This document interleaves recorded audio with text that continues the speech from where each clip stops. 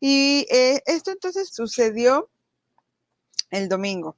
Sería después el lunes cuando dices tú, allá sería el tercer día según mi cuenta, que comienza o él manda a preparar el Pesaj o quiere comenzar con esos preparativos para el Pesaj. Eventos del lunes 12 de Nisan, Mateo 26 del 6 al 19, Marcos 14 del 1 al 16 y Lucas 21, 37 a 22, 6. Todo eso se supone que ocurre el lunes 12 de Nisan. El ungimiento en Betania, que es otro distinto al ungimiento de Juan, la traición de Judas y la preparación del lugar donde se va a comer la Pascua y de lo accesorio para celebrar la Pascua. Ok, bueno, ahí sí queda claro que él manda a sus seguidores a que preparen una cena de Pesaj o que vayan haciendo los preparativos para una cena de Pesaj. Sin duda, si quieres lo podemos leer, está en Lucas 21, 37 al 22, 6. Eso es un hecho. Dice, y enseñaba de día en el templo y de noche saliendo se sentaba en el monte que se llamaba de los Olivos, y todo el pueblo venía a él por la mañana para oírle en el templo. Estaba cerca la fiesta de los panes sin levadura, que se llama la Pascua. Y los principales sacerdotes y los escribas buscaban cómo matarle porque temían al pueblo. No, pero esto es como el complot, dice. Síguele porque ahí va a estar. Ok. Y entró Satanás en Judas, por sobrenombre Iscariote, el cual era uno de los 12. Y este fue y habló con los principales sacerdotes y con los jefes de la guardia de cómo se le entregaría. Ellos se alegraron Esto debe haber ocurrido ese lunes, ¿ok? y convinieron en darle dinero. Y él se comprometió y buscaba una oportunidad para entregárselos a espaldas del pueblo. Es que hasta ahí es el 6. Pero entonces dice, llegó el día de los panes sin levadura, en el cual era necesario sacrificar el cordero. Entonces, no te preocupes, entonces vamos, puede estar en Mateo 26 del 6 al 19 o en Marcos 1, digo, quizá está en Marcos 14 del 1 al 16.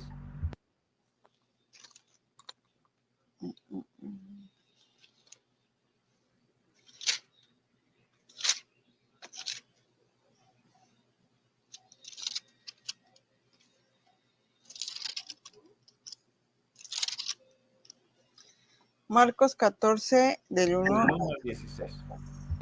Es mucho. Dice, 2 días después era la Pascua y la fiesta de los panes sin levadura. Y buscaban los principales sacerdotes y los escribas cómo prenderle por engaño y matarle. Y decían, no durante la fiesta para que no se haga alboroto del pueblo. Pero estando él en Betania, en casa de Simón el leproso, y sentado a la mesa, vino una mujer con un vaso de alabastro de perfume de nardo puro de mucho precio, y quebrando el vaso de alabastro se lo derramó sobre su cabeza. Y hubo algunos que se enojaron dentro de sí y dijeron, ¿para qué se ha hecho este desperdicio de perfume? Porque podía haberse vendido por más de 300 denarios y haberse dado a los pobres. Y murmuraban contra ella. Pero Jesús dijo, dejadla, porque os molestáis. ¿Por qué la molestáis? Buena obra me ha hecho. Siempre tendréis a los pobres con vosotros, y cuando queráis le podréis hacer bien, pero a mí no siempre me tendréis. Esta ha hecho lo que podía porque se ha anticipado a ungir mi cuerpo para la sepultura. De cierto os digo que donde quiera que se predique este evangelio en todo el mundo, también se contará lo que se ha hecho para memoria de ella. Entonces Judas Iscariote, uno de los 12, fue a los principales sacerdotes para entregárselo. Y ellos, al oírlo, se alegraron y prometieron darle dinero. Y Judas buscaba oportunidad para entregarle. El primer día de la fiesta de los panes sin levadura, cuando se sacrificaban el cordero de la Pascua, sus discípulos le dijeron, ¿dónde quieres que vayamos a preparar para que comas la Pascua? Y él envió 2 de sus discípulos y les dijo, id a la ciudad, y os saldrá al encuentro un hombre que lleva un cántaro de agua. Seguidle. ¿Hasta cuál? Hasta el 16. Y donde entrare, Hasta el 16 yo creo que acaba. y donde entrare, decía el señor de la casa, el maestro dice, ¿dónde está el aposento? ¿Dónde he de comer la Pascua con mis discípulos? y él os mostrará un gran aposento alto, ya dispuesto. Preparad para nosotros allí. Fueron sus discípulos y entraron en la ciudad, y hallaron como les había dicho, y prepararon la Pascua. Muy bien. ¿Ahí quieres comentar algo? Sí, primero porque si tú me dices que eso es el lunes y él muere hasta el miércoles, y el miércoles era el día de Pesaj, porque aquí dice llegó el día. Es como si diese a entender, era el primer día de la fiesta. Ya están en el día y ese día van a hacer el Pesaj. Ya entiendo, o sea, lo que quizá no queda claro es que es la preparación. Eh, eh, a ver si lo puse aquí. Creo que no lo puse, no porque estoy en martes. Ok, cuando tú vas a preparar, ¿verdad? Como no estás, no vas vas corriendo y ya llego porque en la noche voy a cenar. No, es un proceso, tú sabes que por ejemplo la levadura tienes que quitarla días antes y tienes un tiempo preciso. Entonces, sí es cierto, esto ha sido también causa de mucha confusión en cuanto a las fechas, porque dices, ¿cuándo es cuando se celebraba la Pascua? De lo que no hay ninguna duda, porque es importante remarcarlo así, es que Cristo muere justo antes de la Pascua. Y también queda claro que tiene una cena, porque ocurre por la noche, que es anterior a su muerte. Y entonces la gente a veces piensa que él celebró la Pascua, aunque formalmente la Pascua, de acuerdo a esos mismos evangelios, pues ocurrió después, ocurrió hasta cuando toca, que es el 15 de Nisan. Entonces hay gente que ha dicho, no, lo que hizo Jesús fue celebrar su propia Pascua. No, lo que está haciendo es los preparativos, está siguiendo la tradición. Bueno, hay varias tradiciones y es difícil saber cuál sigue, porque pues el pueblo judío se ha desperdigado por el mundo, ya tiene un montón de tradiciones de acuerdo a las culturas donde ha estado viviendo, cada, cada comunidad sefaradí, askenaz, etcétera, los etiópicos pues tienen sus propias tradiciones ya propias del lugar, pero lo que sí sabemos con cierta certeza es que por aquellos años grueso, estoy hablando de por lo menos 400 años, desde antes de la era cristiana, tienes un periodo que la literatura talmúdica señala también con cuidado, de cuánto tiempo antes tienes que empezar a hacer que, por ejemplo, el cordero lo escoges porque está en la ley en el día 10. Pero ¿cuándo es el último día que puedes dejar la levadura en la casa, por ejemplo? ¿Cuándo ya no debe haber? ¿Cuánto tiempo tienes para limpiar? ¿Tú sabes eso? Pues como dices tú, depende de las tradiciones. Según la Torah y como entiendo yo, el día 14, que es cuando se sacrificaba el cordero, ya no tenía que haber nada allí en tu casa. Exacto. Pero tienes 2 días antes en donde todavía puedes tener, ese día ya no. Entonces, a eso se refiere con esta preparación, con este ímera. Este ímera de la preparación es ese periodo de unos días antes en donde tienes que preparar todo, porque es además que tienes que garantizar que no haya levadura en toda la casa como hoy se hace. Ok. Pero entonces, ¿por qué Sería eso. así? Porque aquí el texto dice, era el primer día de la fiesta. O sea, como que ya estuviesen en el 14. De la preparación de la fiesta. Otra vez es otro problema. Era el primer día de la preparación de la fiesta. Tú aquí lo puedes ver. Proton imera tun ácimo. Es el primer día de los ácimos. Está en griego. ¿Lo ves? Los ácimos son los panes sin levadura. Y entonces uno dice, es que ya estaban comiendo ácimos. No, es el primer día, pero de preparación de los ácimos. Ahora, sí es cierto que se puede entender así, pero por el contexto de todo lo que estamos leyendo, es que se fecha, o al menos Wilby lo pone, en este día lunes. Ok. Ya me Ya quedé. lo que tú me habías dicho que era muy importante. Ácimos. Aquí es muy claro. Cada vez que hablas de pan sin levadura en griego, se usa esta palabrita que tienes aquí. ¿Ok? Es pan sin levadura, es el panásimo famoso. ¿Cómo se dice en hebreo? Que creo que ya se hiciste una receta, ¿no? Sí, la matzá. ¿La qué? Matzá. Aquí, Matzá en singular y matzot en plural. No te escucho, Raúl. aquí está la matzá, ¿la ves?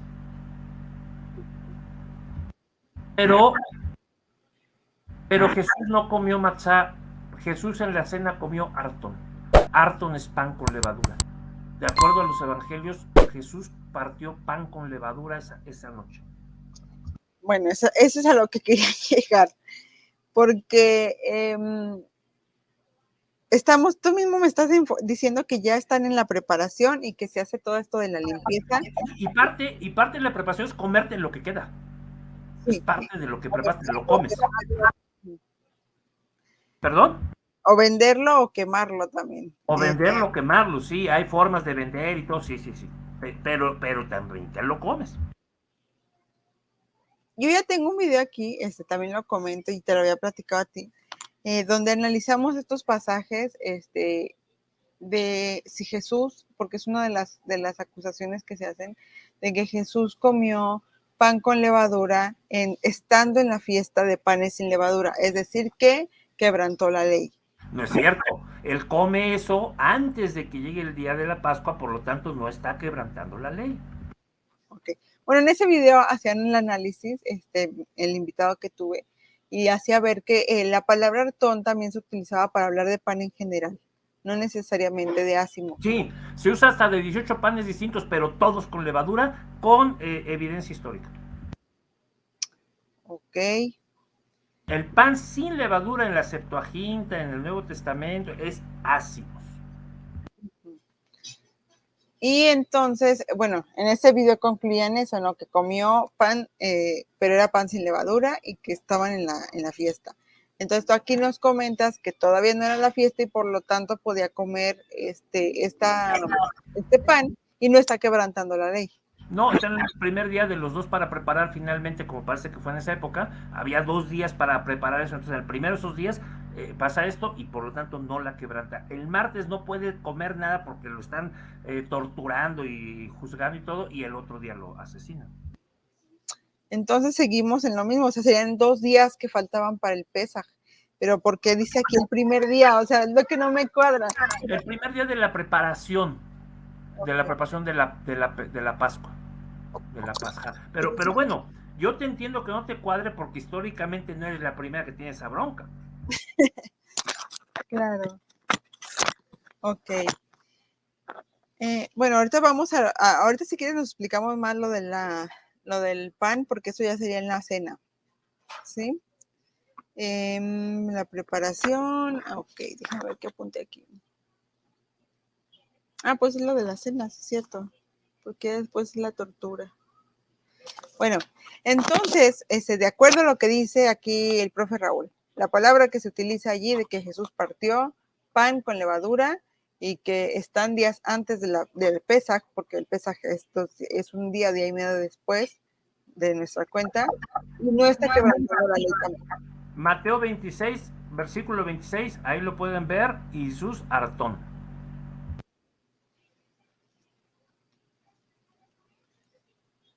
¿Qué lo ves aquí? Jesús toma este artón, el pan. Uh-huh.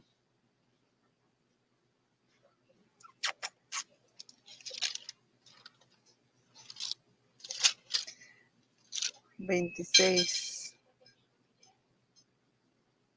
Pan tomó, ok. Muy bien, ya.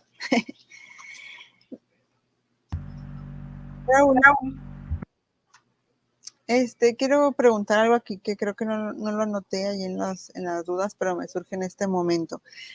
Muchos dicen allí que ahí Jesús instituye esa Eucaristía que después la iglesia pone. Pero igual, o sea, vamos a centrarnos en los usos y costumbres de ese tiempo. Así como lo relata el texto, es una cena común judía. De hecho, cada Shabbat se bendice el vino, se bendice el pan y se parte. Es algo normal que se hace cada Shabbat en el pueblo judío y que pues, también, que viene desde tiempos desde antes de Jesús esta tradición. Y si eres muy religioso, lo haces cada vez que comes. Claro, sí, de hecho se hace una bendición después de comer pan.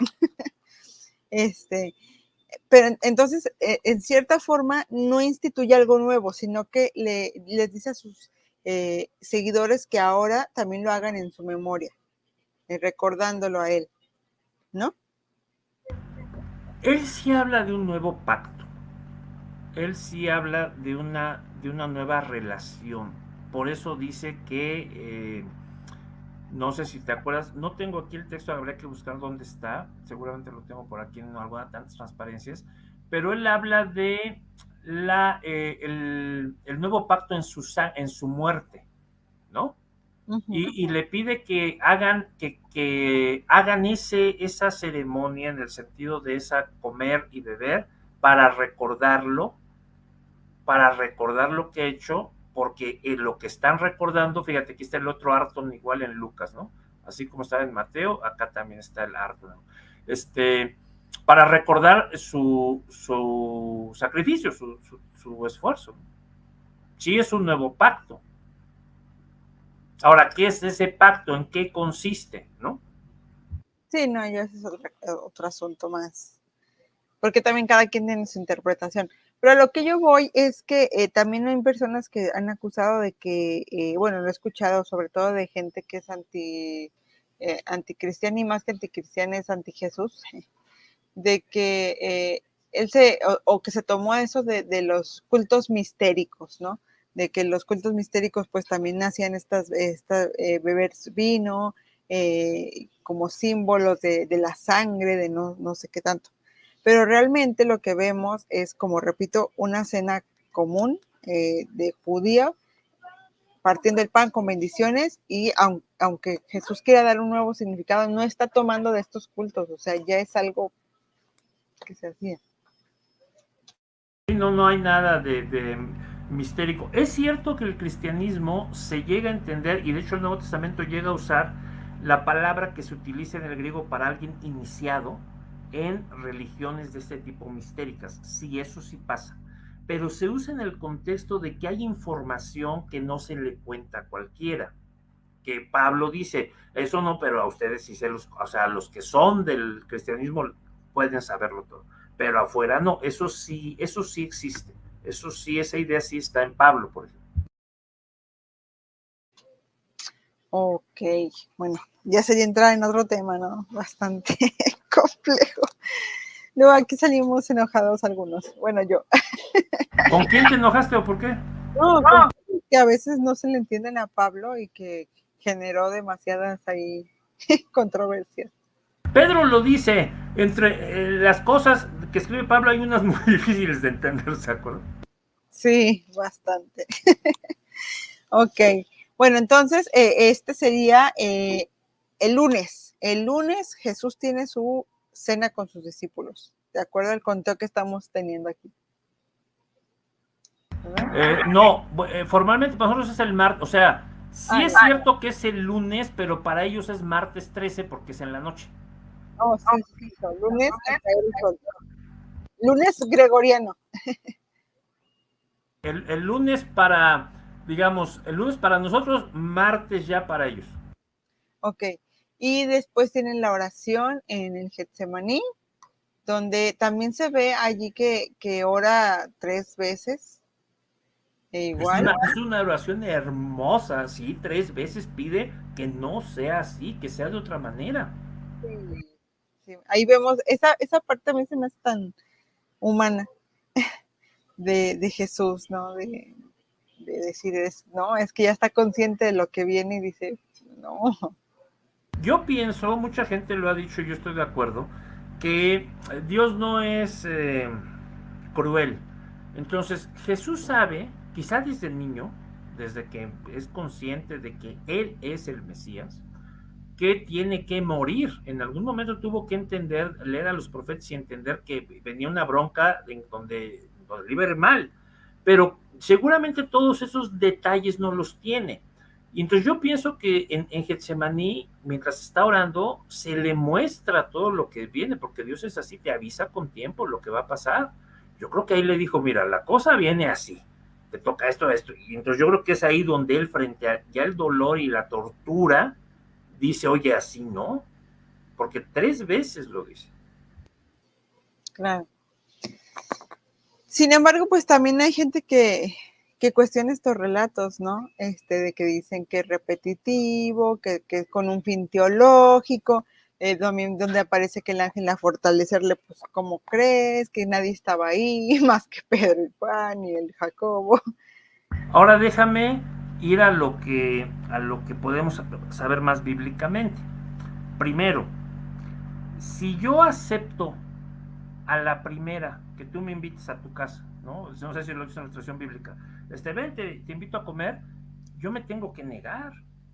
O sea, la buena educación es decir, no, gracias, ¿no?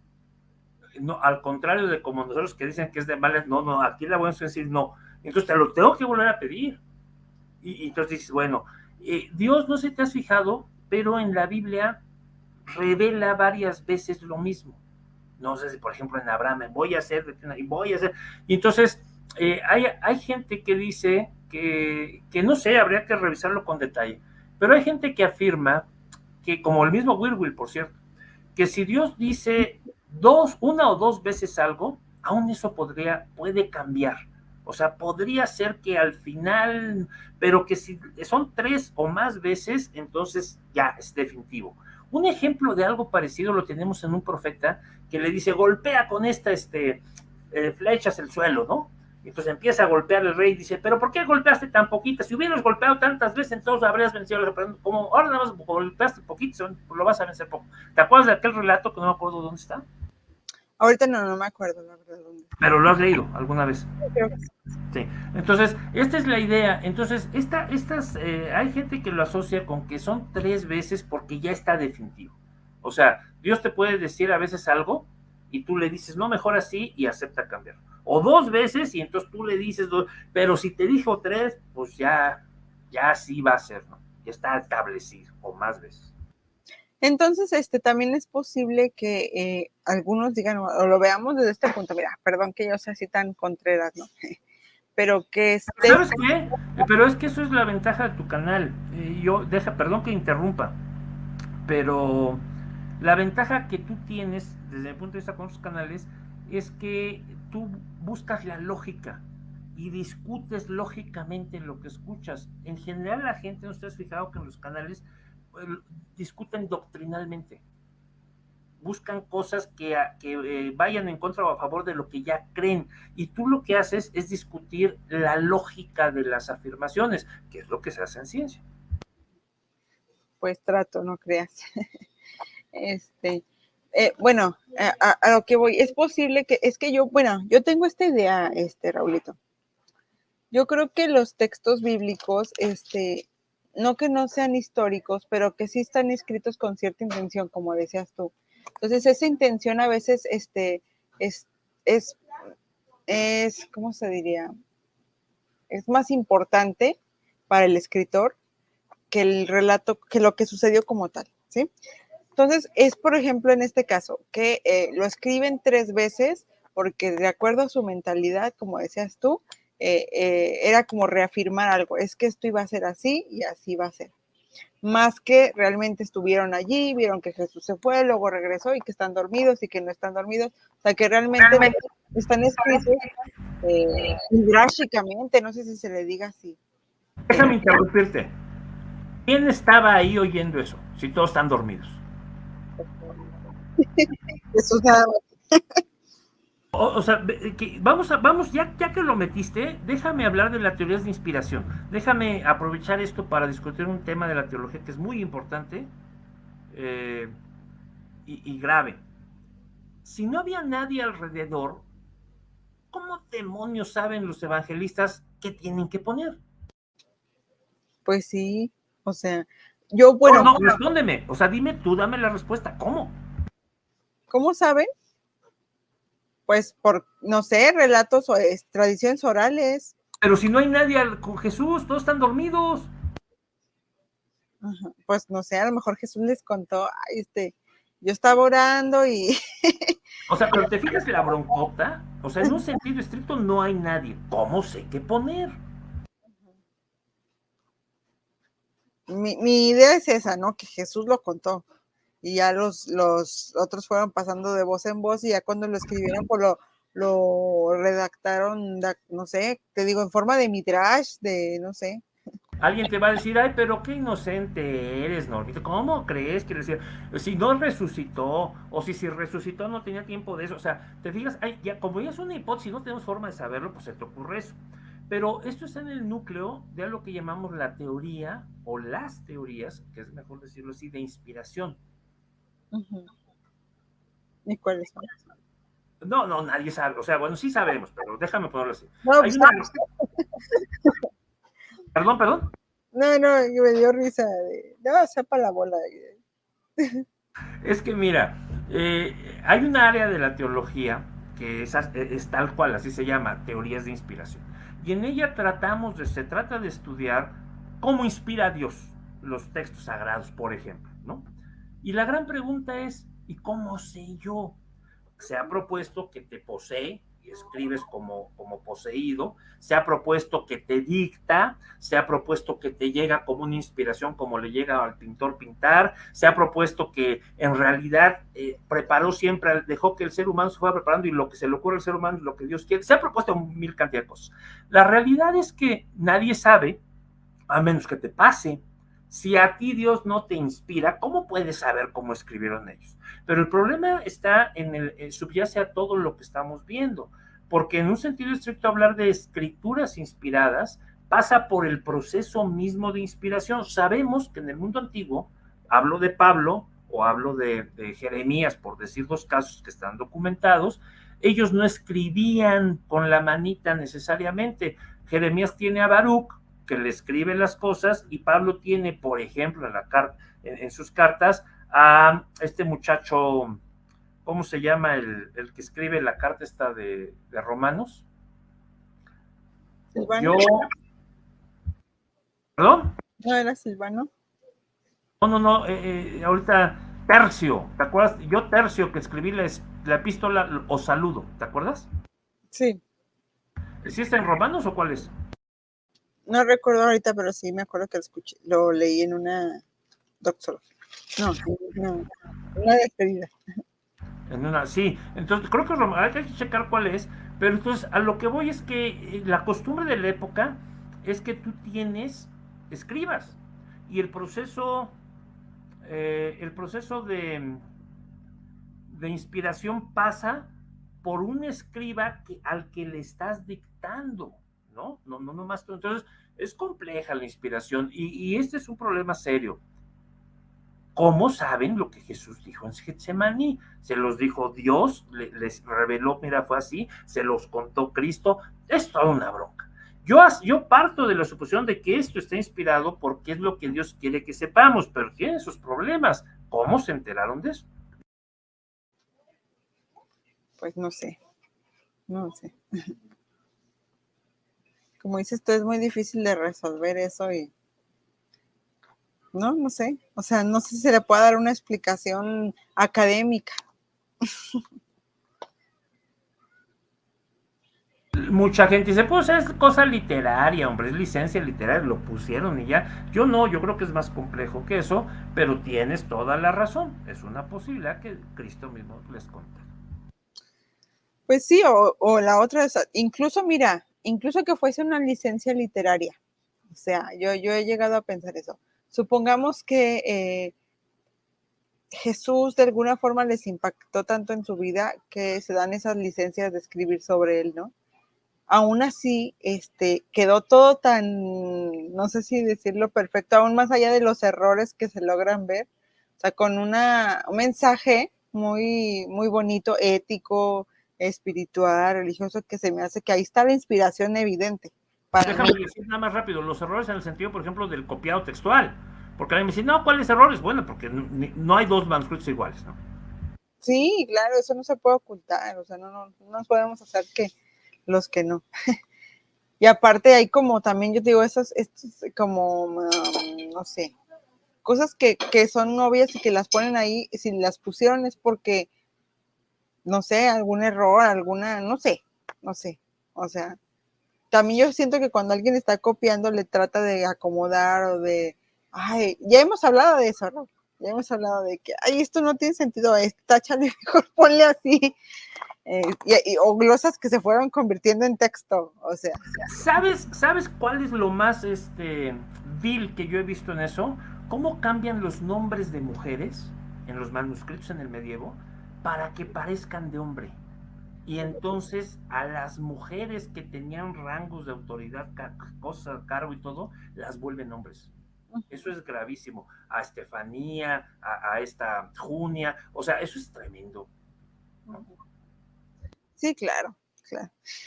Pero entonces, mira, volvamos aquí a este día. Supongamos que nadie estaba y que ahí se lo inventaron. O sea, de todas formas, tal vez el eco de esa historia es que Jesús realmente, pues, no sé si decirlo así, flaqueó en ese momento, o sea, lo vieron flaquear en el momento de que ya sabían que van a ir por él. Como cualquier humano, tal vez tuvo pánico, tuvo miedo, tuvo tristeza, y que a la vez lo vieron reponerse y decir, vamos, a lo que viene, voy a cumplir. ¿Sí? Y eso los inspiró y después escribieron, fue así, 3 veces, porque así en nuestra tradición literaria así se maneja, que 3 veces tenía que confirmarse un hecho. ¿Sí me explico? Yo sí creo que es revelado, yo sí creo que eso pasó, o sea, aunque como te digo, a ver quién lo vio, ¿no? Yo creo que Dios lo revela, o Cristo, como quieras, pero lo interesante aquí es que nota que sí quiere que las cosas cambien, pero no toma la decisión por sí mismo. No dice, ya no lo voy a hacer, dice, si se puede de otra manera, y dice el texto que 3 veces también el ángel está ahí, un ángel lo conforta, probablemente diciendo, mira, si haces esto, se va a lograr esto y esto, como dice Isaías, ¿no? Cuando haya puesto su vida por expresión, en expresión, pues va a obtener esto y va a obtener el otro, etcétera. Entonces, al final de cuentas, volvemos a ver en Jesús al siervo obediente. En ningún lugar de la Escritura se dice que Jesús sea el más sabio, pero Jesús es el más obediente para Dios. Esa es la clave interesante. Se complace Dios en Jesús porque Jesús se complace en complacer a Dios. Y aquí lo está complaciendo, ok, como tú quieres, porque tú quieres lo hago. Como quieres complacer a alguien a quien amas. Cuando yo amo a alguien, le quiero dar lo que el otro desea. Claro, claro. Ok, entonces Jesús es arrestado. Eso también es muy icónico, ¿no? De que están en Getsemaní. Hay una enseñanza, Raúl, sobre que por qué está en el Getsemaní, por qué está en ese huerto especial. ¿Qué tenía de especial ese huerto para Jesús? ¿O por qué está ahí? ¿O porque se le ocurrió? ¿Porque se le ocurrió qué? ¿O estaba bonito? No lo sé. Yo no estoy seguro de por qué está en Getsemaní. Hay muchas tradiciones. Yo no quisiera apegarme a ninguna porque me parecen poco sólidas. Entonces, realmente quizás sea un lugar práctico desde el punto de vista de su posición geográfica. Porque hay que tomar en cuenta que lo que se dice en los evangelios es que lo quieren matar, lo quieren atrapar, y entonces tiene que estar protegido. Pero yo no me atrevería ahorita a afirmar por qué en Getsemaní en particular, porque yo he escuchado cosas hasta de que porque ahí iba David o porque ahí estuvo Abraham y cosas, y yo no quiero entrar en eso, me limito a decir que aparentemente es porque está alejado, aislado de la ciudad como tal, y podría inclusive estar en camino, permitirle llegar a donde él se quedaba en las noches. Ok. Que no es Jerusalén. Ajá. Y toda esa noche, o sea, aparte de la oración en el huerto, de que llega Judas y llegan por él, también lo presentan ante el Sanedrín. Y también allí yo he escuchado de que respecto al juicio de Jesús, que ya lo empiezan a tomar ahí como juicio, que era algo ilegal, ¿no? Como que hicieron una convocación del Sanedrín amañada, ¿no? ¿Tú tienes algún dato sobre eso? Bueno, quizás señalar que hay varios juicios. Esto también es importante. Déjame poner el arresto de Cristo con cuidado. ¿Quieres leer, por favor, Juan 18 del 1 al 12?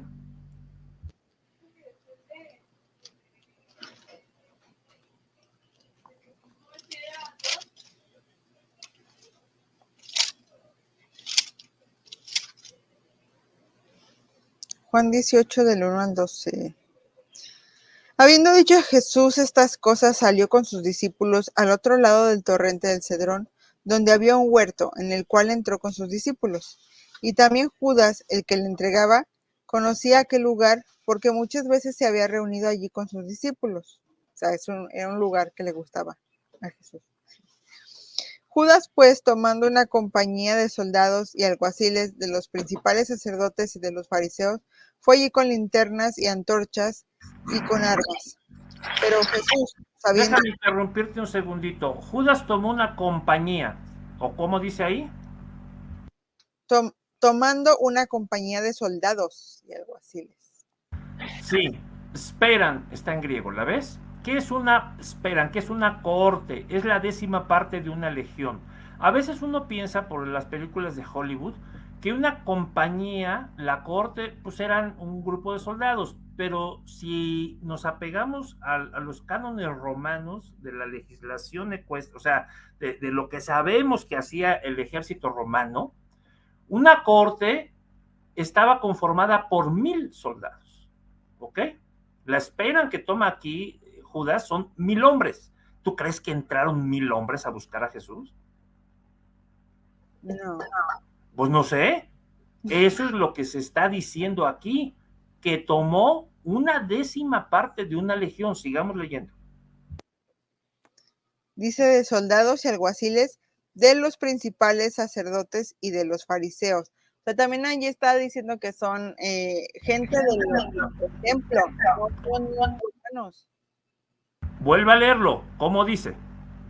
Dice, y Judas, pues, tomando una compañía de soldados y alguaciles de los principales sacerdotes y de los fariseos, fue allí con linternas, antorchas y con armas. Perfecto. ¿Qué quiere decir? ¿Que son soldados del templo o son soldados de Roma? Primera duda. Sigamos leyendo. Pero Jesús, sabiendo todas las cosas que le habían de sobrevenir, se adelantó y les dijo, ¿a quién buscáis? Le respondieron, a Jesús Nazareno. Jesús les dijo, yo soy. Y estaba también con ellos Judas, el que le entregaba.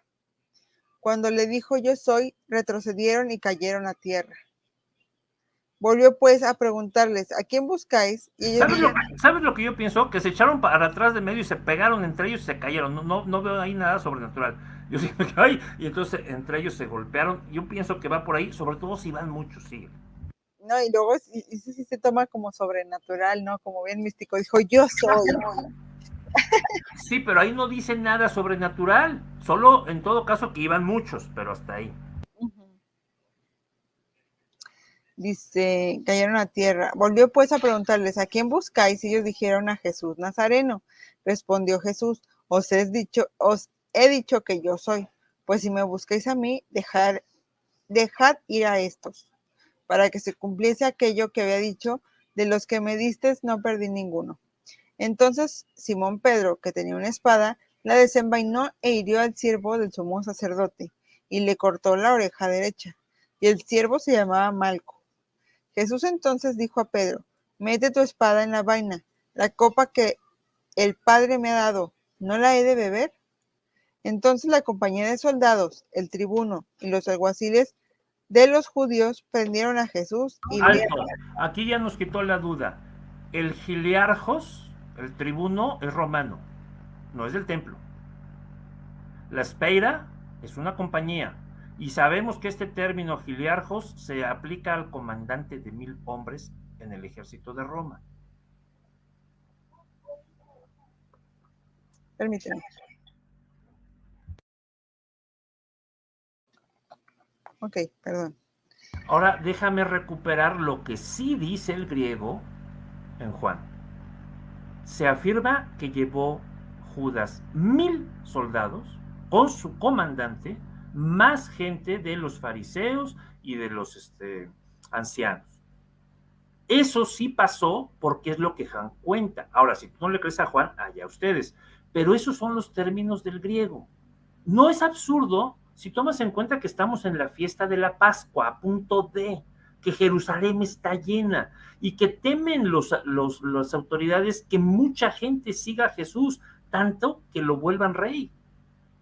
¿No ibas a ir bien preparado? Pero aún así hay mucha gente ir por un hombre. Pero aún así que, perdón. Es mucha gente, ¿no? O sea, yo voy en el sentido de que allí, por ejemplo, todavía no lo acusan ante Roma de que es Mesías. Entonces, ¿por qué Roma le daría poder a los del templo ok, te presto estos soldados para que vayan por... No, no estás pensando políticamente. ¿Quién sabe si ya sabe Pilatos o no? Pero que sepan los de abajo, ¿por qué no? De hecho, tienen que saber para que me apoyen. Si yo soy sumo sacerdote, si yo soy gente del templo. Entonces, independientemente de lo que queramos pensar, así lo escribió Juan. Que no lo tengamos claro porque no leemos en griego es otra cosa, pero eso está escrito así. Ok. Entonces, de acuerdo al griego, sí llevaron gente de Roma por Jesús esa noche. Y una compañía, ponle, si tú quieres, a lo mejor no eran 1900, bueno, sí, pero llevaron una cohorte. De la décima parte. ¿Forma de decir un número indefinido? Lo que pasa es que el ejército romano es uno de los ejércitos más disciplinados de la historia de la humanidad. O sea, tú tienes el ejército griego que no es un ejército formal porque es gente del pueblo, pero Roma te pagan por ser soldado. Entonces es muy riguroso, hay leyes, etcétera. No creo que no fuera una corte formal. Ok.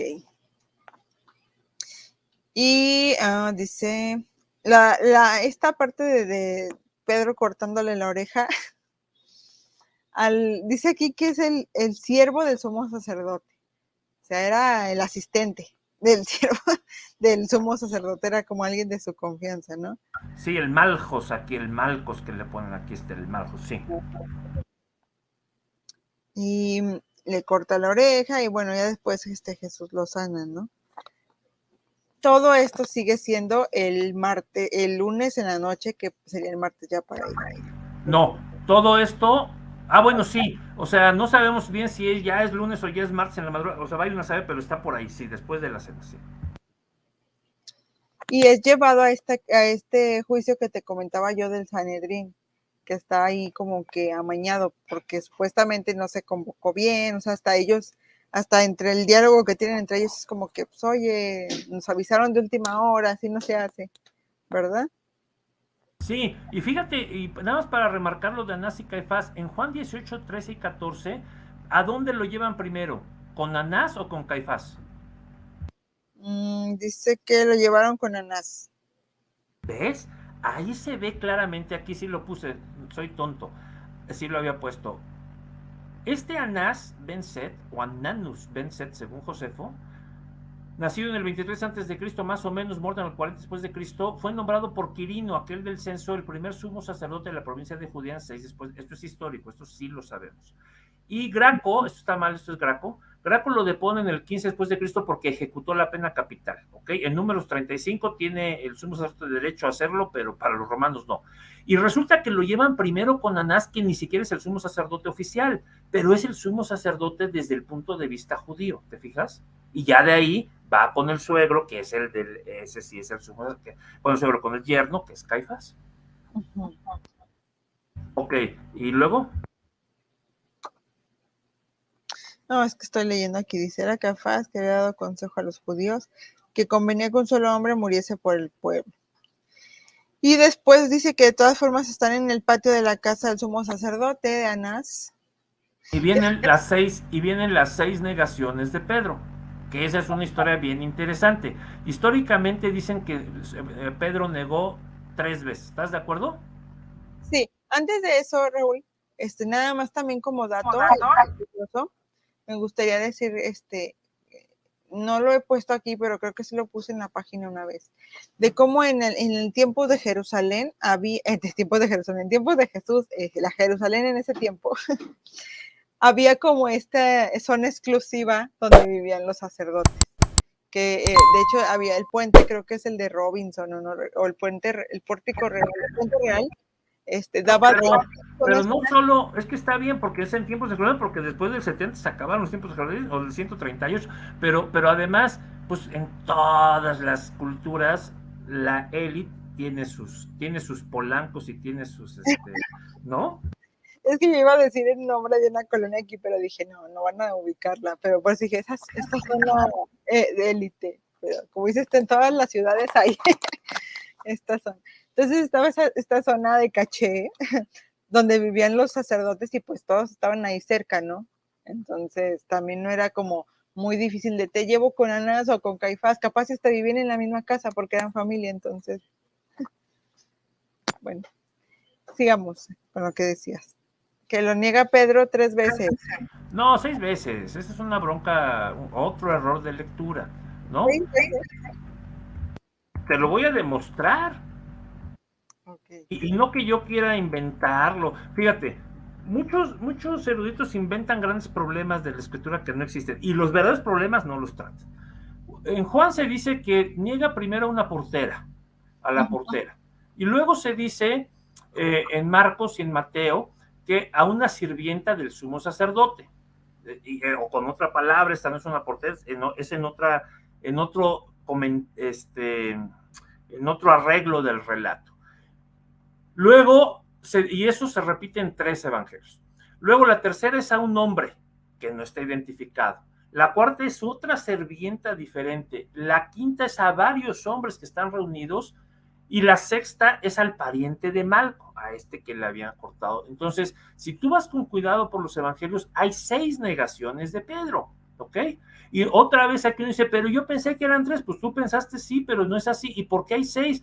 ¿Por qué nunca nos dimos cuenta o por qué no nos damos cuenta? Bueno, la gente no se da cuenta de eso o no presta atención a eso, porque muchas veces otra vez se queda nada más en la lectura fácil de que antes de que el gallo cante 2 veces y no sé qué cosa, pero si ves con cuidado de qué se está hablando, qué se hace cuando hay una cosa extraña, ya lo hemos visto en tu canal, yo voy al arameo, cada vez que estoy leyendo el griego, checo qué dice el arameo, ¿te acuerdas? Sí. Bueno, vamos a hacer lo mismo, ¿no? Bueno, esto es interesante. Un problema es que en cada evangelio se mencionan 3, por eso además eso reforzó la idea de que solo eran 3, pero son en total 6 diferentes, ¿no? ¿Qué pasa? Que si yo voy al arameo, yo leo una cosa distinta, no exactamente lo que dice el griego, de verdad, ¿verdad? Dijo a él Jesús, a Pedro, de verdad digo yo, estamos en Marcos 14:30, ¿quieres leerlo para que se quede claro? Marcos 14:30 y 14:72.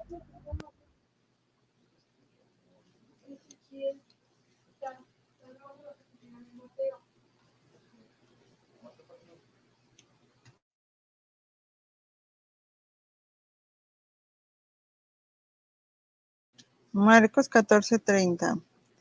Dice, y le dijo Jesús, de cierto te digo que tú, otra vez, le dijo Jesús, de cierto te digo que tú hoy, en esta noche, antes de que el gallo haya cantado 2 veces, me negarás 3 veces. Es otro problema que viene del arameo. ¿Qué dice Marcos 14:72?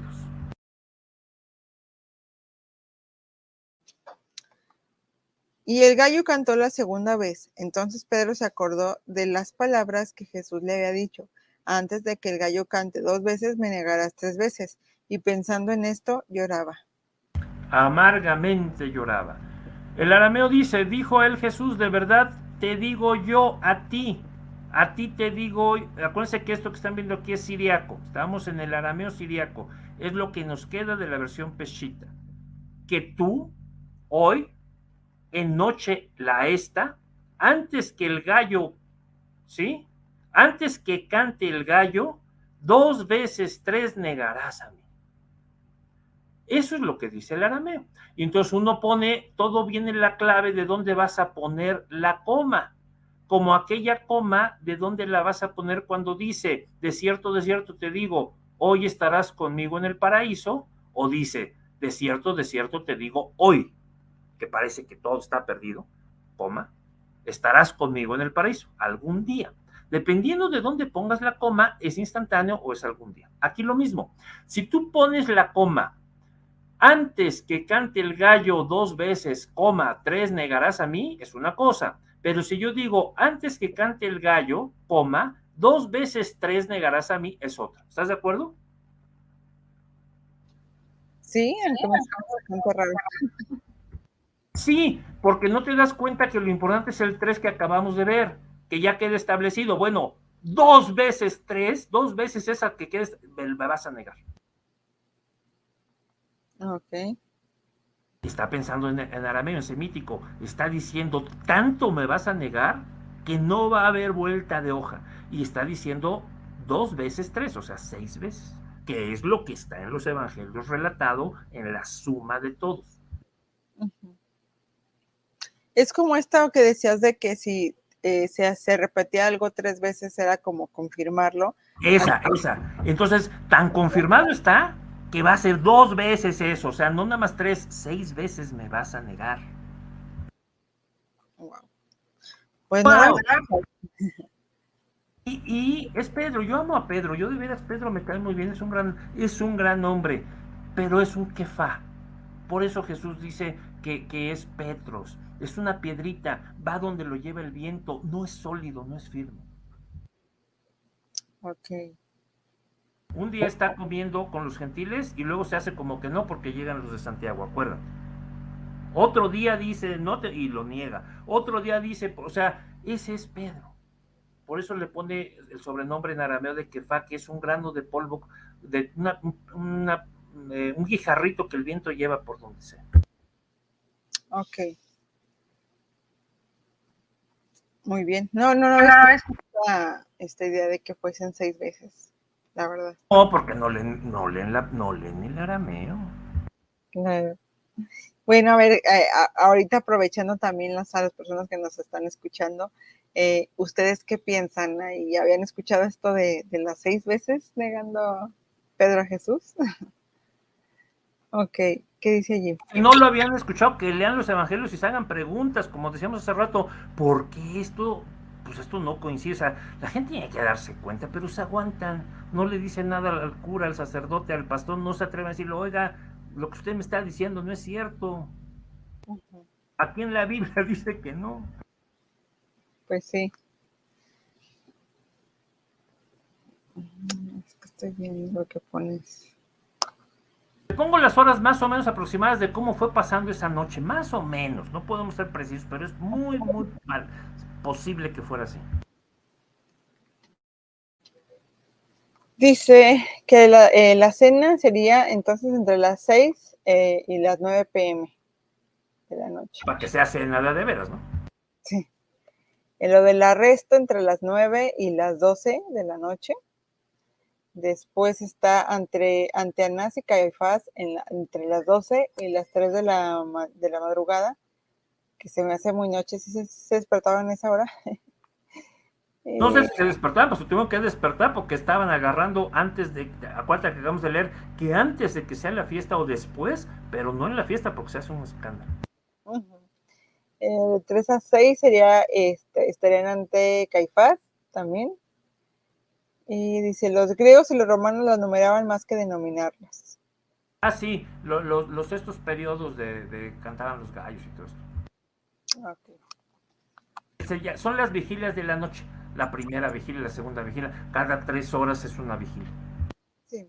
En la página también, y creo que aquí en el canal publiqué también en una ocasión de cómo se contaba el día, también los hebreos cómo lo contaban. O sea, de las vigilias, como dices tú, de la tarde a tarde, de las 2 noches, todo eso, puede tener también ahí algo que ver con cómo se relata esto. Y bueno, Aquí te pongo las 4 vigilias: atardecer, ¿verdad? Medianoche, canto de gallo, amanecer. Raúl, hay otro de los relatos que vienen en esta última cena de Jesús que a mí me parece muy bonito, pero que a la vez, lo digo aquí sinceramente, no creo que sea histórico, y es este diálogo de Jesús con Pilatos, ¿sí? ¿Por qué no creo? Bueno, de hecho también muchos eruditos lo descartan, ¿no? Basándose en cómo se manejaba Pilatos, cómo él era una persona que de alguna forma esto de que le concediese a un reo que está acusado de sedición, hablar con él, pues ni al caso, porque él era muy, ¿no? ¿Qué te pasa? y, y sin embargo está el relato allí. Yo Ahora, déjame decir rápido lo que a la gente se le va. Tampoco habías oído que habían mandado 1000 soldados, pero si hubieran movilizado a una corte de verdad, me canso que Pilato está interesado. Ok. No, yo no digo que no estuviese interesado en arrestarlo. Lo suficiente como para hablar con él. Ok, para hablar con él. Entonces, ¿tú crees que este relato sí es? Totalmente seguro, pero ahorita llegaremos a ello. Bueno, porque a mí me parece más como un tipo como te digo, igual, como midrástico, ¿no? Todo también, incluso lo de cuando sueltan. Te voy a decir por qué estoy totalmente seguro, porque por eso defenestraron a Ananías. No pueden decretar la muerte de nadie sin algo así. Y un romano no puede mandar a ejecutar a alguien así nada más. Un judío, ¿no? Tiene que haber hablado con él. Ok. Bueno, pues entonces platícame más de eso. No, pues no sé, o sea, fíjate, llega frente a Anás, ¿no? Aquí en Juan 18, y entonces ahí pasa ahí lo que nos cuenta de Anás. Luego viene este juicio nocturno famoso que está en Mateo 26 del 57 al 60. Vamos a leer este cachito para que quede claro ese juicio, porque hay un juicio diurno, o sea, hay varios juicios, pues, relatados. Este es el de la noche. 57 dice: Los que prendieron a Jesús le llevaron al sumo sacerdote Caifás, a donde estaban reunidos los escribas y los ancianos.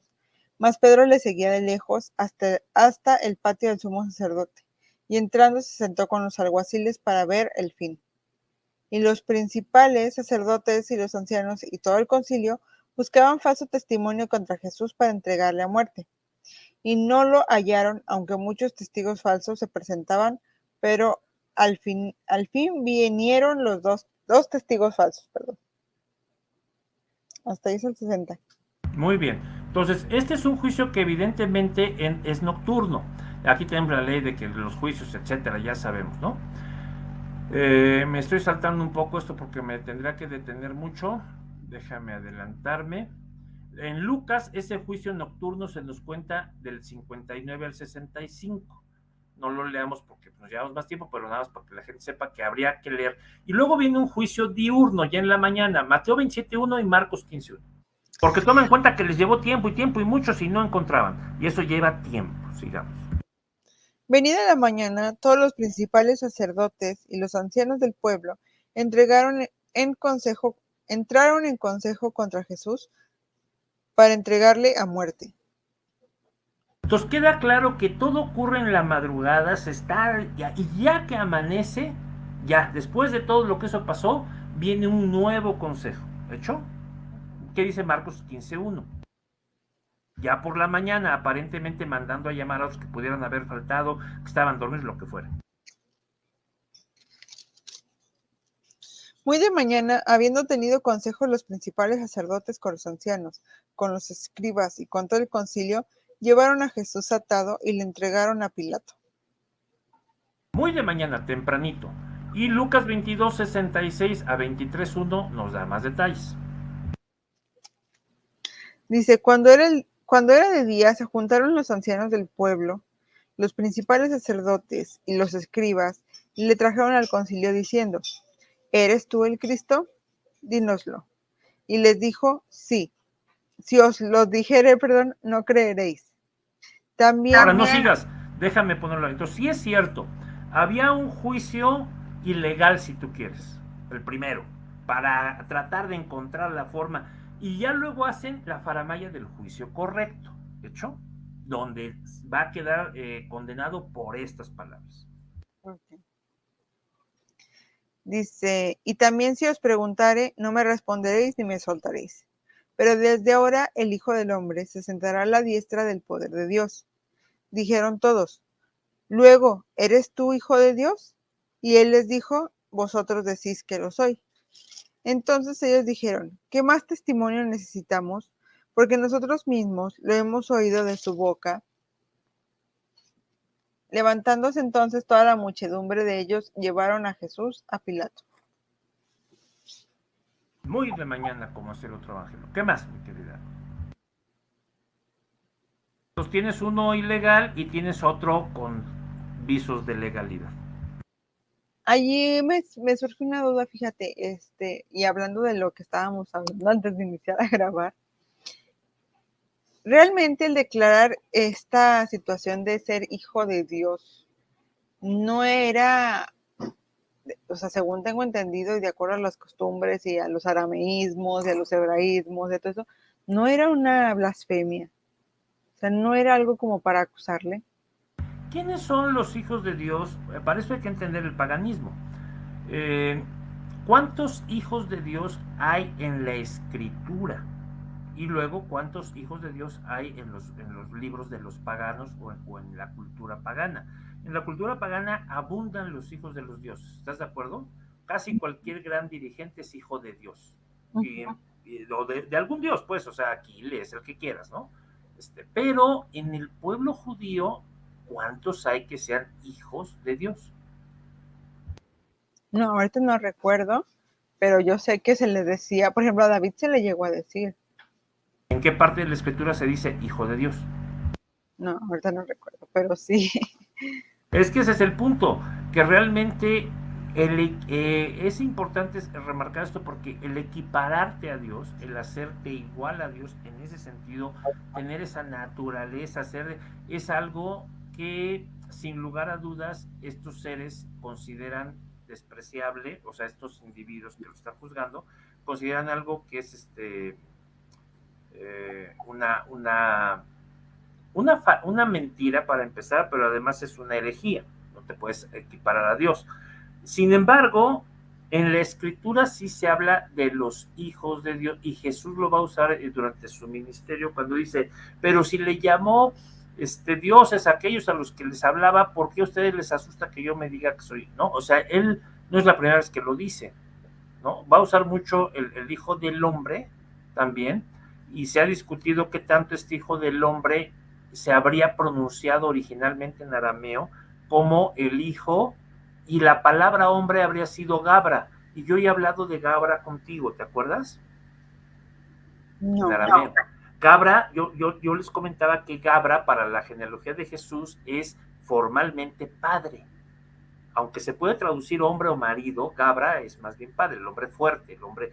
Entonces, por ejemplo, en un libro de Enoch, en la versión siriaca del primer libro de Enoch, se usa la frase el hijo del hombre, pero se escribe así, con Gabra, y entonces habría que traducirlo el hijo del padre.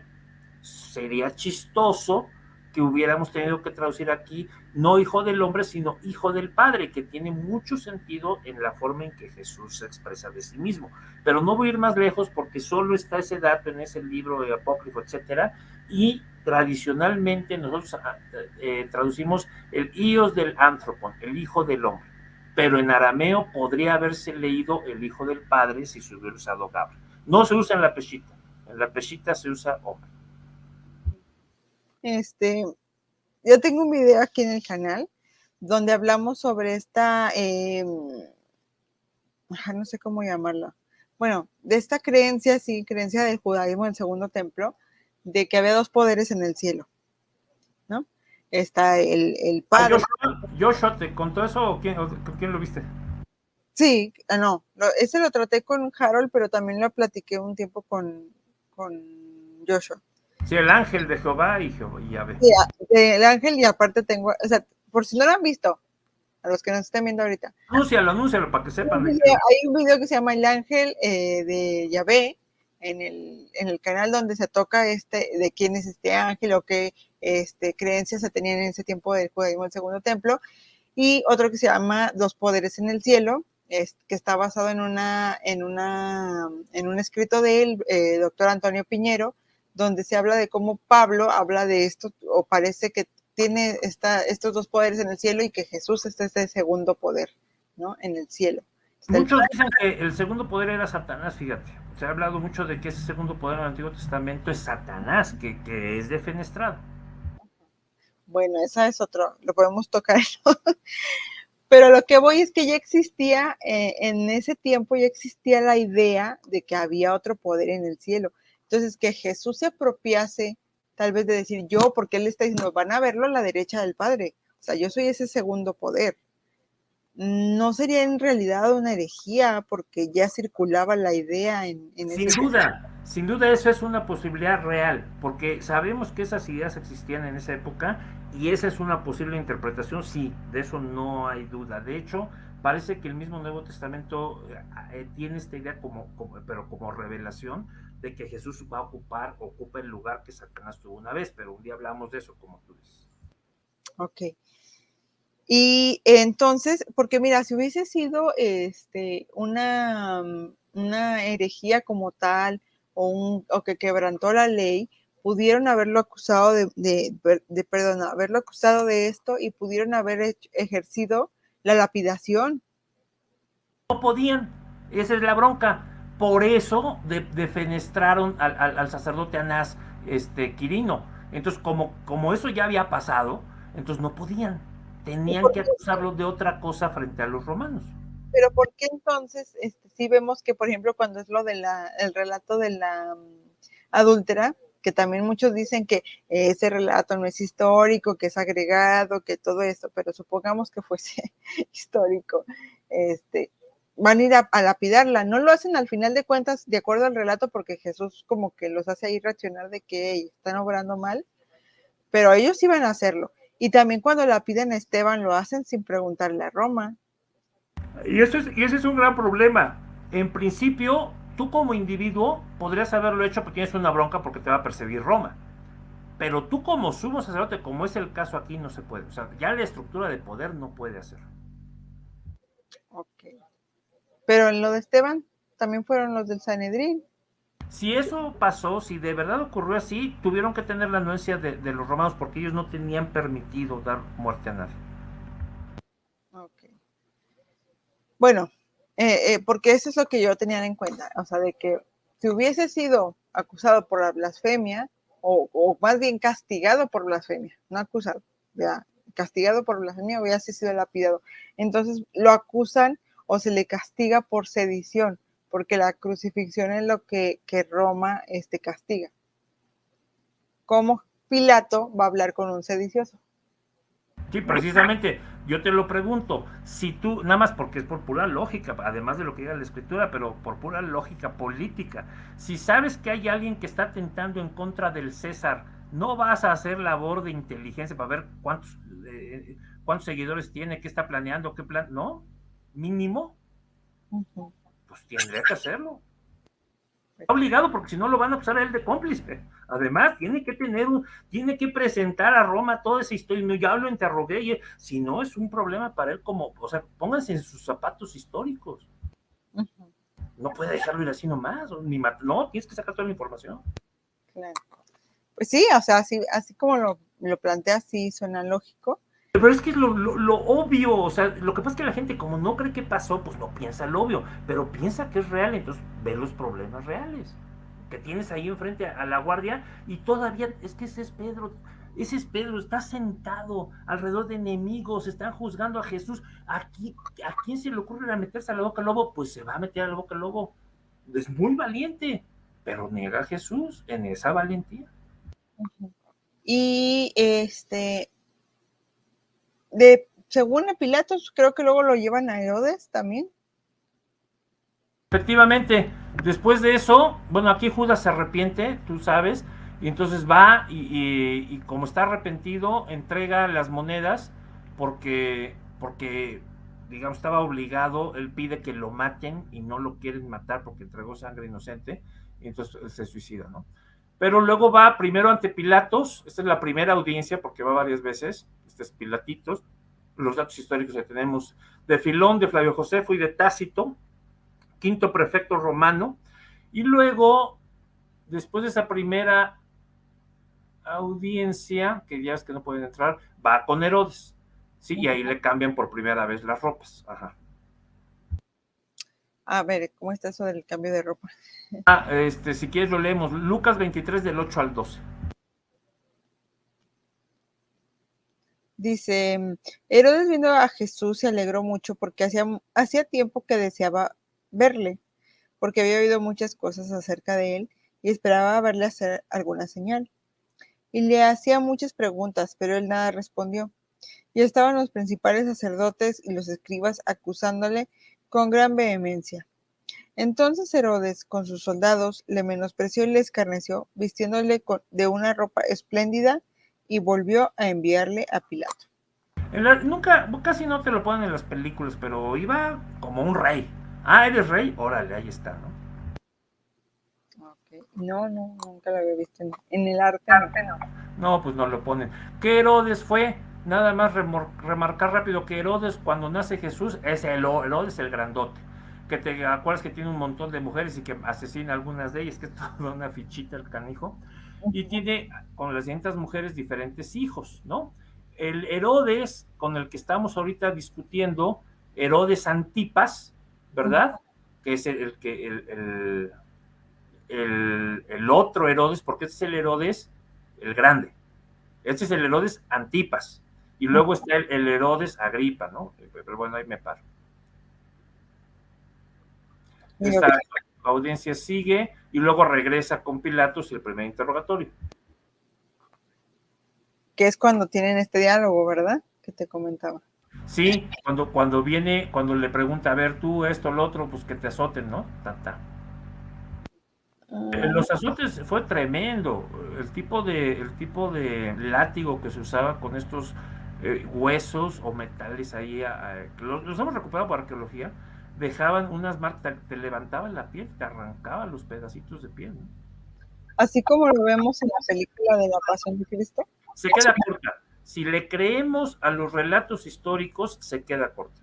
Porque también muchos hayan criticado que se pasó, porque el productor fue Mel Gibson, ¿no? Y que se pasó de sangre, porque que tal vez no era así, o sea, sí cortaban y todo, pero no así como para estar. No, hombre, mira, hay quien cree, y esto es muy importante, Cristo ya no se puede parar. O sea, lo llevan arrastrando, por eso no cargó ninguna cruz. A ver si llegamos a ver eso. No podía ya caminar. Pues sí, si quieres ya vamos a entrar al día de la crucifixión, ya es el que tengo aquí. Vámonos entonces a la crucifixión. Le ponen además una corona, el segundo cambio de ropas, ¿verdad? Tin. Las preguntas. ¿Sabes que Barrabás en algún manuscrito se llama Jesús Barabá? Sí. Es interesante eso, Jesús el Hijo del Padre, ¿ves? Es que eso, bueno, sí quería tocarlo, pero no sé si nos íbamos a extender mucho. En también esta parte donde se hace ¿cómo se llama? Es que no es juicio, o sí es juicio, donde la gente escoge a uno de los reos que va a ser liberado. Tengo entendido que no hay registros históricos fuera del relato bíblico de que hablen de que eso sucedía. O sea, que no se entregaba, no se cambiaba o se dejaba escoger por ningún motivo a un delincuente. Entonces, déjame terminar. Se me va la vida. Síguele.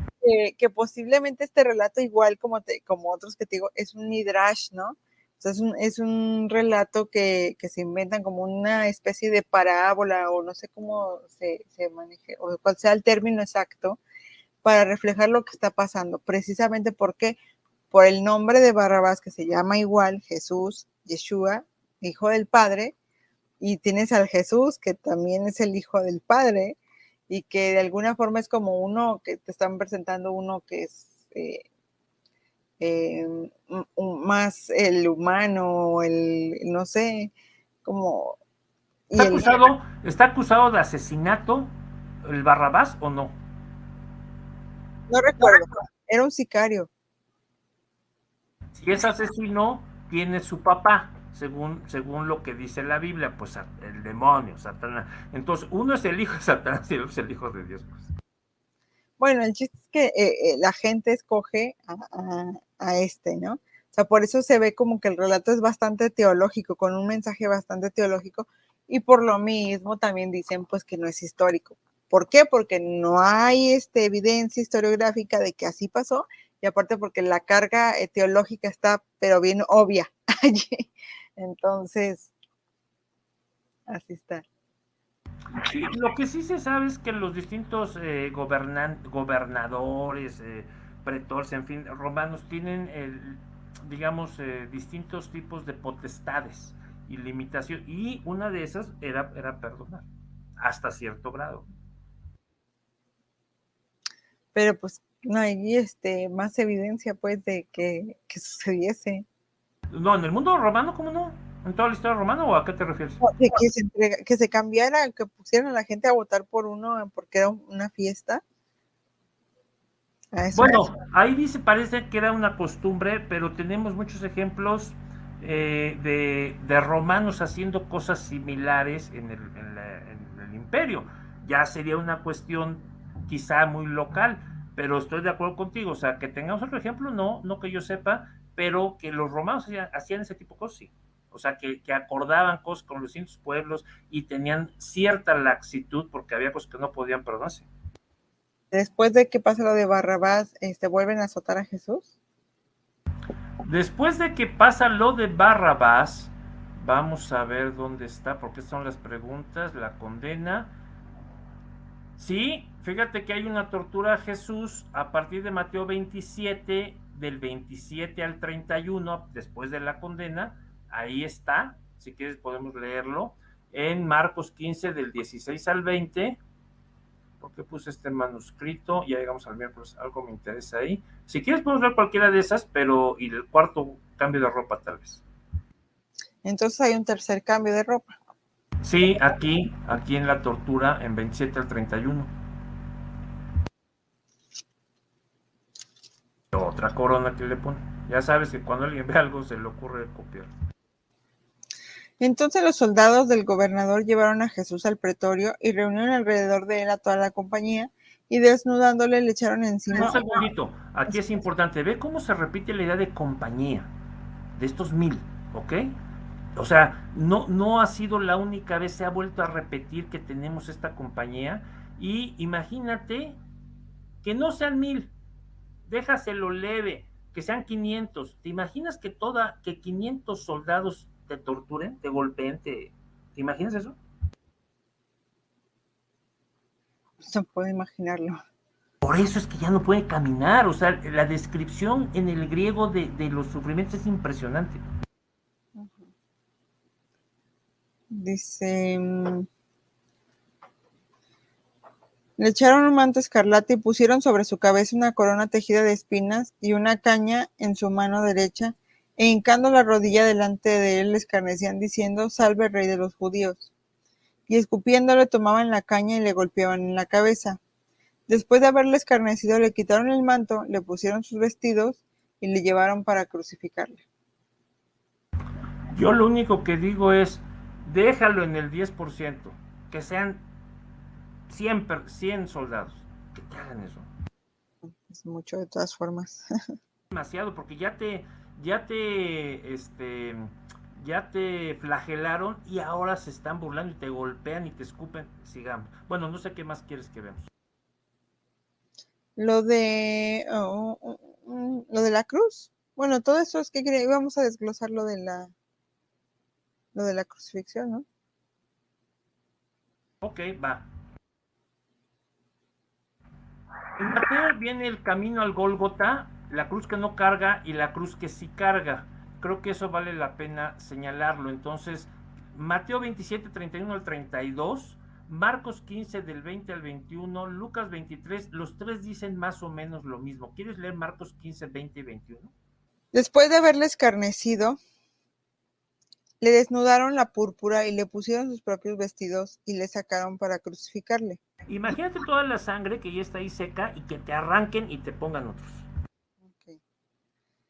Dice, y obligaron a uno que pasaba, Simón de Cirene, padre de Alejandro y de Rufo, que venían del campo y que le llevase la cruz. ¿Quién es Alejandro Rufo? Vuelven a aparecer esos nombres en el Nuevo Testamento, por ejemplo en Romanos 16, 13. Saluda a Rufo, escogido en el Señor, y a su madre, saluda a Rufo, escogido en el Señor, y a su madre y mía. ¿Será que este Rufo, después de que su papá cargó eso, entonces se volvieron cristianos con su mamá? No tengo ni idea, pero ahí el nombre se repite. Hay otros Alejandros, no voy a insistir, nomás señalo que para los lectores del Evangelio de Marcos es evidente que sabían quién era ese Alejandro y ese Rufo, o por lo menos el que escribe Marcos lo sabe, ¿estamos de acuerdo? Sí, o sea, lo pone, sí, tiene los nombres, la va a leer o los van a ubicar. Mateo, Marcos y Lucas afirman lo mismo. Vamos a leer Lucas 23-26 nada más para que quede claro. Y llevándole tomaron a cierto Simón de Cirene, que venía del campo, y le pusieron encima la cruz para que la llevase tras Jesús. Entonces, en un sentido estricto, no va caminando Jesús con el famoso 7 caídas y que no, no, no. A él, al Cristo, lo jalan, lo van arrastrando. Ahorita vamos a ver qué es eso de que lo llevan, ¿no? Lo llevan a rastras, lo llevan arrastrando por el piso. Y fíjate dónde está Sirene. Sirene está aquí en África. Y obviamente este muchacho, este Simón, pues va a Jerusalén, evidentemente va a la fiesta de la Pascua, así es que no vivía por ahí, sino que es de Sirene, porque viene de Sirene, dice que venía de fuera el Evangelio, entonces quiere decir que muy probablemente venía desde Sirene, no que viniera de afuerita, y va llegando a Jerusalén para celebrar, ¿y qué pasa? Pues que ya no va a poder celebrar la Pascua porque va a tener contacto con un instrumento de muerte, y tú sabes que está prohibido que celebres la Pascua así, ¿estamos de acuerdo? Sí, sí. Entonces, qué friega, pobrecito, desde acá para no celebrar. Pero bueno, el punto importante es que Cristo no carga esa cruz. La idea de que Cristo cargó su cruz viene de Juan 19, 16 y 17. ¿Quieres leerlo? Así que entonces le entregó a ellos para que fuese crucificado. Tomaron pues a Jesús y le llevaron. Y él, cargando su cruz, salió al lugar llamado de la calavera, y en hebreo Gólgota. 3 evangelios afirman que él no cargó su cruz, Lucas, Marcos y Mateo, y el único que dice algo parecido a eso es Juan. Pero Juan no dice que la cargó en el sentido literal. Bastazo, el verbo bastazo, se puede usar para cargar cosas sin lugar a dudas, pero evidentemente en el griego se usa para otro tipo de cargas. Por ejemplo, para tomar responsabilidad. No sé si tú puedes tomar un minutito, no sé, déjame ver si esta es la que quiero mencionar. No sé por qué puse aquí. Sí, la puse por esto. Vamos a leer Lucas 14, 25 al 27. Grandes multitudes iban con él, y volviéndose les dijo: Si alguno viene a mí y no aborrece a su padre y madre, y mujer e hijos, y hermanos y hermanas, y aun también a su propia vida, no puede ser mi discípulo. Y el que no lleve su cruz y viene en pos de mí, no puede ser mi discípulo. El que no bastazo, ¿ves que es la misma? Bastazo. Gálatas 6:2, ¿qué dice? Sobrellevad los unos las cargas de los otros, y cumplid así la ley de Cristo. ¿Qué me dice Gálatas? ¿Que te ayude a cargar las bolsas del mercado? O otra cosa. Bastazo se utiliza, como acabas de ver en estos dos lugares, como tomar la responsabilidad. Cuando en Lucas Jesús está diciendo que todo mundo bastazo su stavron, su cruz, no está diciendo que todos debamos ser crucificados para ser sus discípulos. Ya sabemos que eso de aborrecer era el soné arameo de poner a un lado, hacer a un lado. Si no pueden poner a un lado todas sus cosas a ustedes mismos, no pueden ser discípulos.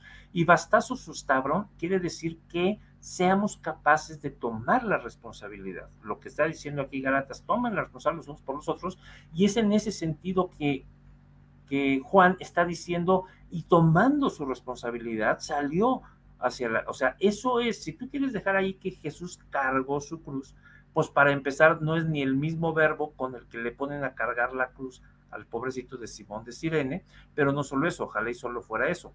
Además está el enorme problema de que Jesús ya no puede cargar nada por todo lo que te han contado que le han hecho. Sigo, ya que vamos a acabar con esto. El camino al Gólgota, el vino que le dan a beber, la crucifixión como tal. Eh, Cuando lo crucifican con dos que van con él. Esperan y luego llegan otros dos más pues, que son crucificados después de que están crucificados esos tres. No sé si ya han visto esto en tu canal. No. No sé si quieres que lo veamos o ya acabamos. O aquí está. ¿Sí? Perdón, no te escuché. Sí, que lo veamos.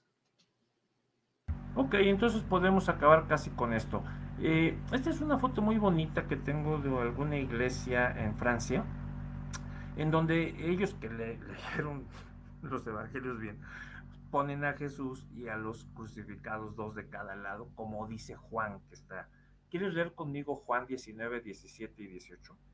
Y él cargando su cruz salió al lugar llamado de la calavera y en hebreo Gólgota. Y allí le crucificaron y con él a otros dos, uno a cada lado, y Jesús en medio. Bueno, resulta que eso no dice el griego, eso no dice el evangelio. Sí, y bastazo, sus su cruz salió al lugar llamado el Gólgota, etcétera, etcétera, en hebreo Gólgota, el de la calavera, ¿verdad? Y ahí lo crucificaron, ¿sí? Con otros dos en aquí, así lo en Teften, Kai, en Teften, ¿sí? Con otros dos a este lado y a este lado. Así dice, no dice con otros dos, uno a cada lado, no, en griego no dice eso. En griego dice que hay dos a cada lado, pero la tradición ha añadido un uno aquí que meten los traductores y ponen los dibujitos del Renacimiento y lo que quieras, y por eso tradicionalmente pensamos que hay uno a cada lado, pero el Evangelio de Juan es muy claro que hay dos en Teften, Cayeftente, a cada lado, ¿ok? ¿Perdón? Dos a cada lado, dice. Dos a cada lado y Jesús en medio. Eh, Déjame explicarlo con más detalle, porque vale la pena ver esta parte. ¿Qué dice Juan 19? Ah, no, este ya lo leímos. No me interesan las tinieblas, aunque es muy interesante. Luego esto, no, tampoco. Tampoco. Déjame ver, los terremotos tampoco me interesan, que además se pueden checar en Israel, pero eso no me interesa ahorita. Me interesa Juan 19, 31 al 37, ¿qué dice? Entonces los judíos, por cuanto era la preparación de la Pascua, a fin de que los cuerpos no quedasen en la cruz en el día de reposo, pues aquel día de reposo era una gran solemnidad, rogaron a Pilato que se le quebrasen las piernas y fuesen quitados de allí. Vinieron pues los soldados y quebraron las piernas al primero y asimismo al otro que había sido crucificado con él. Mas cuando llegaron a Jesús, como le vieron ya muerto, no le quebraron las piernas. Pero uno de los soldados le abrió. No sigas. ¿Te fijas qué absurdo? O sea, si fuera así, le quiebro las piernas a uno, llegó a Jesús y luego al otro. Pero lo que acabas de leer dice que le quebraron las piernas a uno, luego al otro que fue crucificado con Jesús y cuando llegaron a Jesús. ¿Te fijas que está poniéndolo así? Sí. Bueno, lo que pasa es que con él, cuando iba con él, iban dos y luego trajeron a otros dos. Eso está contado por acá. Pero cuando vas al griego, pues todo te lo va saliendo claramente. Tú vas a todas eh, las ceremonias religiosas en las iglesias y te hablan de que cargó la cruz y que eran dos y todo. Y me da mucha tristeza porque si son líderes religiosos, todos estos pastores, pues tendrán la obligación de saber estas cosas, de estudiarlas con cuidado. Vamos a ver qué son los salteadores y los malhechores, ¿sale? Sí. Entonces, porque eso creo que puede terminar todo esto. Cuando sale con él, Lucas 23, 27 al 32. Vamos a leer ese. O bueno, no tanto, podemos limitarnos al 32. ¿Qué dice el versículo 32? Llevaban también a otros dos que eran malhechores para ser muertos. Es clarísimo, iban con él dos kakurgi, ¿ok? Este kakurgi son malhechores. Un kakurgi es aquel que hace lo malo, ya lo había dicho yo hace rato. Dúo kakurgi. Esos van con él al mismo tiempo, ¿ok? Okay. No se nos especifica qué tipo de mal hicieron, nada más nos dicen que los llevan al mismo tiempo con él. Ahí lo crucifican, ahí crucifican a Jesús y a estos dos kakurgi. Vamos a leer Lucas 23, 33 y 34. Dice, y cuando llegaron al lugar llamado Calavera, le crucificaron allí, y a los malhechores, uno a la derecha y otro a la izquierda. Jesús decía, Padre, perdónanos, Sí estoy leyendo bien, ¿verdad?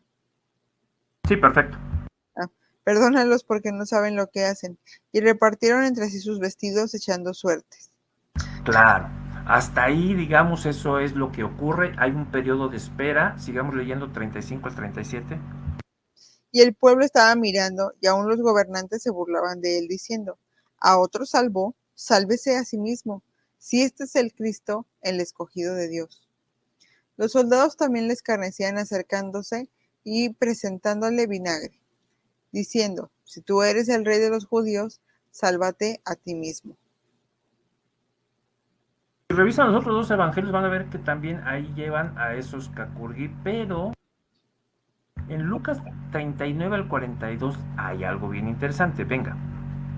Uno de los malhechores que estaban colgados le injuriaba diciendo: si tú eres el Cristo, sálvate a ti mismo y a nosotros. Respondiendo el otro le reprendió diciendo: ¿ni aún temes tú a Dios estando en la misma condenación?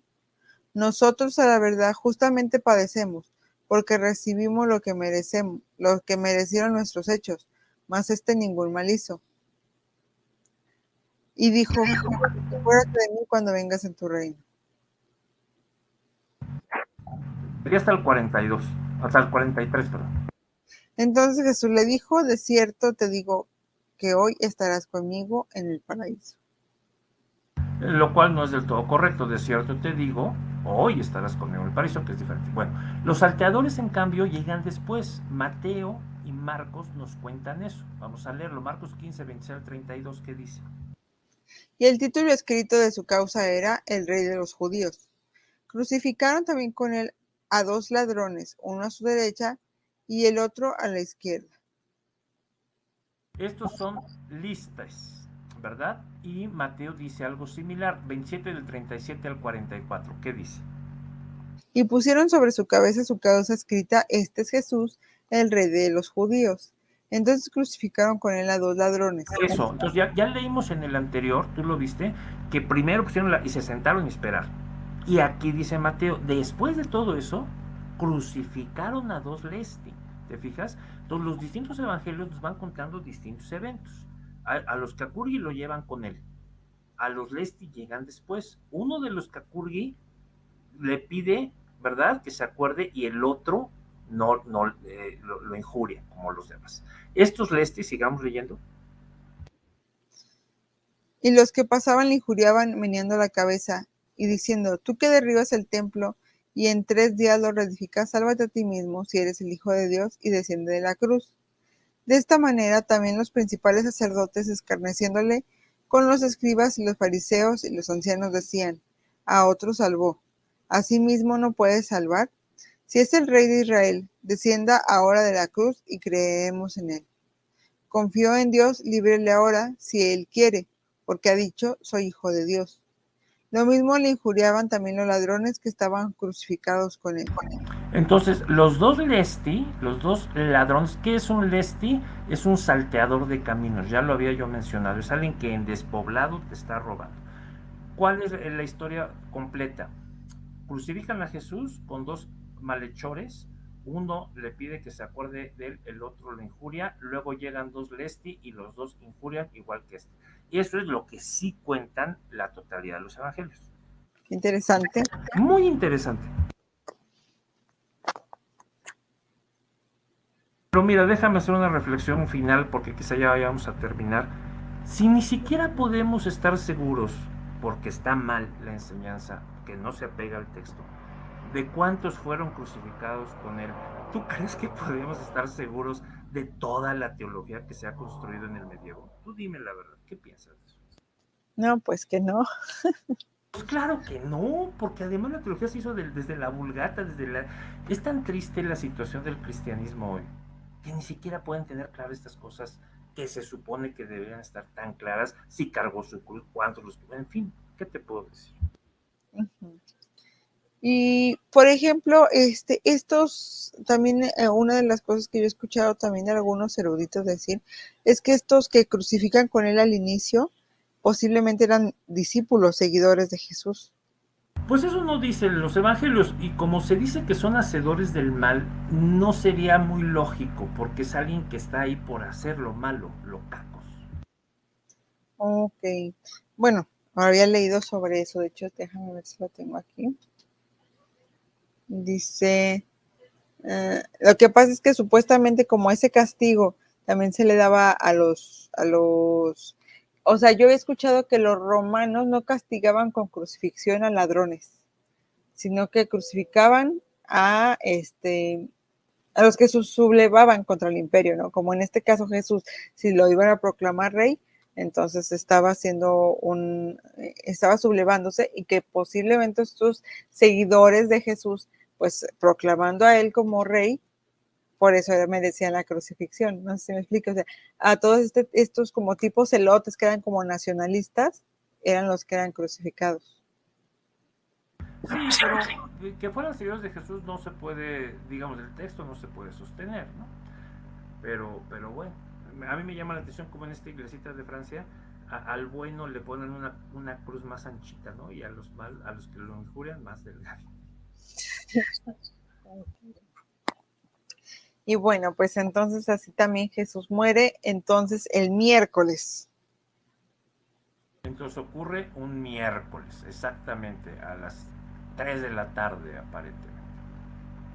Que es la hora entre las 3 y las 6 es cuando se sacrificaba los corderos del Pesaj. Claro, Él es el Cordero, Él es nuestra Pascua, por supuesto, tiene que ser así. Muy bien. Pues bueno, con eso terminaríamos ya como que el culmen. Obviamente todavía faltaría lo de los tiempos en la tumba y pues después la resurrección. Pero pues ya serían temas que me gustaría tocar después, porque también ya el tiempo apremia. Hay que decirles que estamos a más de medianoche grabando esto. Muy bien, mi querida Normalilia, ¿qué más? No sé cómo voy a hacer a la hora que lo edite o si ya lo subo así completo, porque sí va a ser mucho trabajo, como hemos hecho algunos cortecitos. Pero, ¿mande? Mejor que lo vayan viendo ellos, ¿no? Sí, ahí sí ven muchos errores, mucho que, ay, se me va es porque ya estamos noche grabando aquí Raulito y yo. Entonces ahí ténganos paciencia, porque como tenemos muchas ocupaciones, tenemos que buscar un espacio para grabar. Entonces, bueno. Bueno, entonces así terminaríamos este diálogo, esta plática sobre la última semana de Jesús.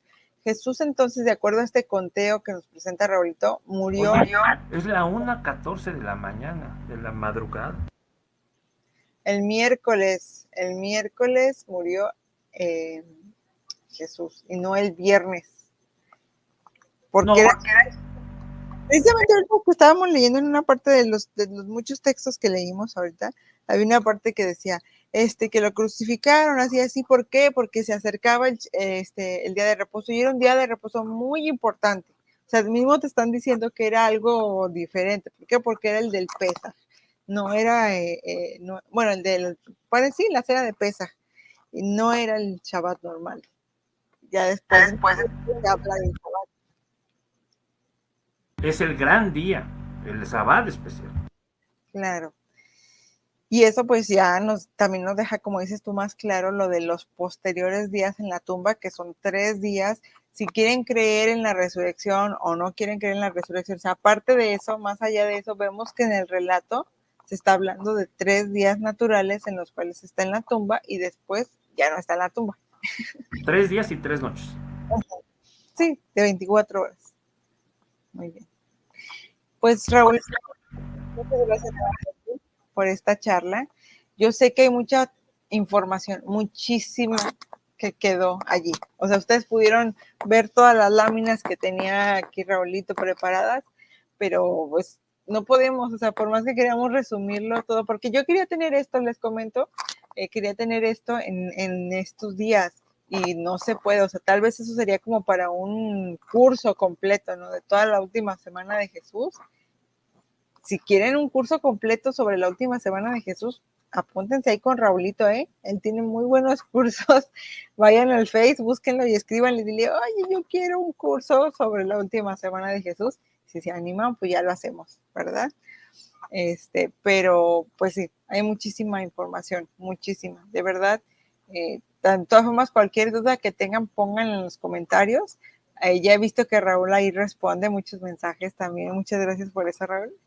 Oye, pero nada más déjame decirte que es el 10% de la información. O sea, yo primero seleccioné estas 400 transparencias, es el 10% de la información que tenemos en el centro de esta semana. Claro. Claro.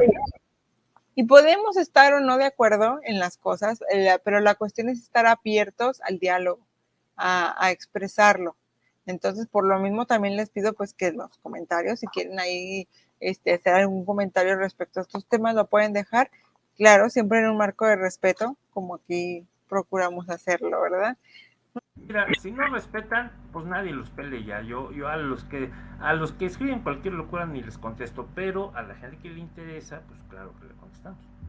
Te agradezco, Raúl, que compartas de tu tiempo aquí con nosotros. El tiempo yo creo que es el valor más grande que tenemos de alguna forma, no es monetario, pues, o sea, es algo que no regresa. Entonces, muchas gracias por compartir de tu tiempo con nosotros. Vuelvo y repito, ¿no? Y digo, podemos estar o no de acuerdo, pueden ustedes estar o no de acuerdo conmigo, o con Raúl, o con lo que dice Antonio Piñero, o con lo que dice fulano de tal, pero el chiste es que estemos abiertos al diálogo, abiertos a aprender, abiertos aquí a investigar.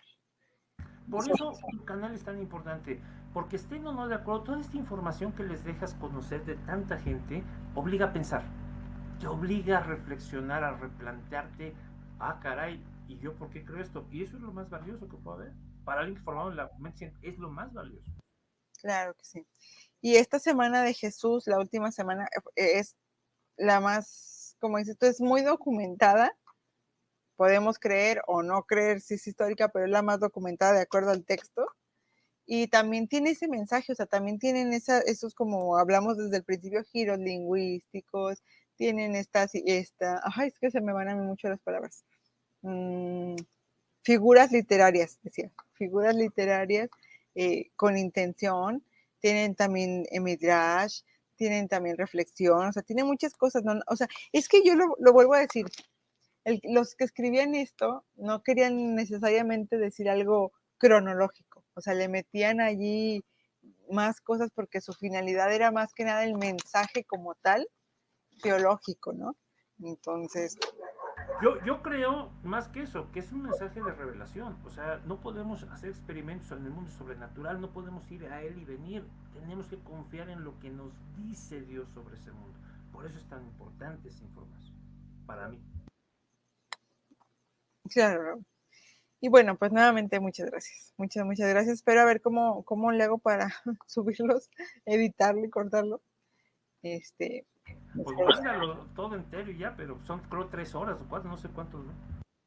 Sí, no, lo que pasa es que a veces me gusta quitar estas partes donde me trabo, donde porque no me gusta que todo... Para que salga a tiempo va a estar difícil, pero a ver si puedes.